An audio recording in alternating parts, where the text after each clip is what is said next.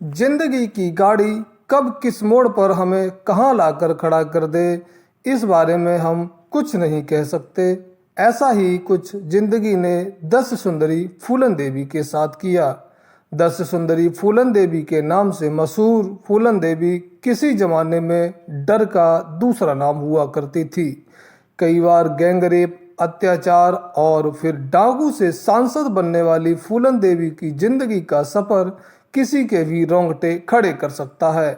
वह अपने जीवन में हुए एक कांड के कारण पूरे देश भर में मशहूर हो गई थी और इतना ही नहीं, वह अपनी मौत के 21 साल बाद तक भी उत्तर प्रदेश की राजनीति में कहीं न कहीं आज भी सक्रिय है। फूलन देवी के जीवन पर बॉलीवुड में एक फिल्म भी बनी जिसमें लोगों के दिलों पर राज किया।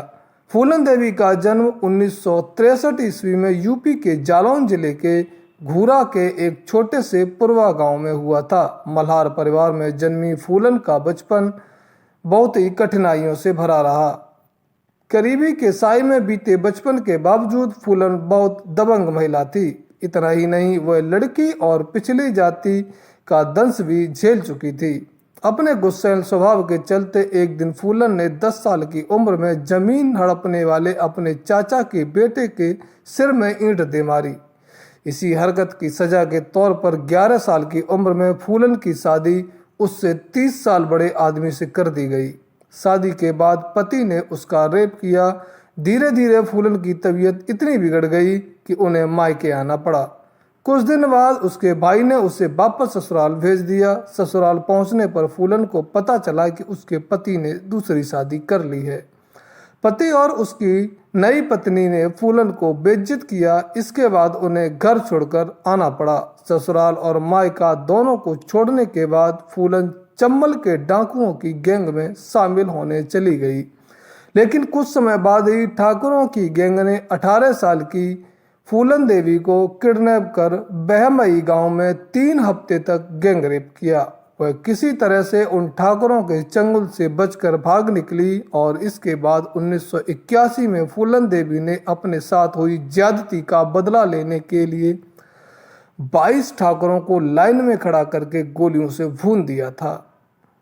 इस घटना के बाद ही फूलन देवी की चर्चा चारों ओर होने लगी और उसका नाम बैंडिट क्वीन पड़ गया। इसके 2 साल बाद 1983 में फूलन देवी ने पुलिस के सामने सरेंडर कर दिया। उसके बाद उन पर 22 हत्या, 30 डकैती और 18 किडनैपिंग के मामलों में 11 साल की कैद हुई। 11 साल सजा काटने के बाद उन पर लगे सारे आरोप केस वापस ले लिए गए। जेल से बाहर आने के बाद फूलन ने उम्मेद सिंह से शादी रचाई और समाजवादी पार्टी से चुनाव लड़ते हुए जीत हासिल की। फूलन दलितों की मसीहा के तौर पर पहचानी गई। 25 जुलाई 2001 को 3 नकाबपोशों ने फूलन देवी की उससे दिल्ली के आवास के बाहर गोली मारकर हत्या कर दी। पूरे देश भर में प्रसिद्ध होने वाली इस महिला के जीवन को बॉलीवुड के नामी निर्देशक शेखर कपूर ने पर्दे पर लाने का फैसला किया था। लेखिका माला सेन ने फूलन देवी की जिंदगी पर bandit queen the true story of Phoolan Devi किताब लिखी थी, जिस पर साल 1994 में शेखर कपूर ने फिल्म बैंडिट क्वीन बनाई। इस फिल्म में बड़े पर्दे पर अभिनेत्री सीमा विश्वास ने फूलन देवी का किरदार निभाया था। उस साल इस फिल्म को बेस्ट फीचर फिल्म का निर्देशन अवार्ड मिला था। साथ ही फिल्म फेयर का बेस्ट फिल्म क्रिटिक्स अवार्ड और बेस्ट डायरेक्टर का भी अवार्ड मिला। इसके साथ ही सीमा विश्वास को भी नेशनल अवार्ड से सम्मानित किया गया था। उस वक्त यह फिल्म काफ़ी विवादों में भी घिर गई थी। इतना ही नहीं, फिल्म में सीमा विश्वास द्वारा दिए गए रेप सीन को लेकर खूब विवाद खड़ा हुआ था। इस पर सेंसर बोर्ड ने भी कैंची चला दी थी। फूलन देवी भी इस फिल्म का पुरजोर विरोध कर रही थीं।